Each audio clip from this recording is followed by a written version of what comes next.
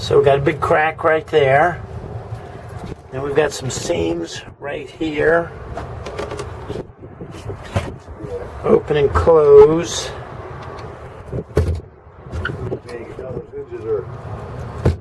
Well, the whole door jam's ready to come off.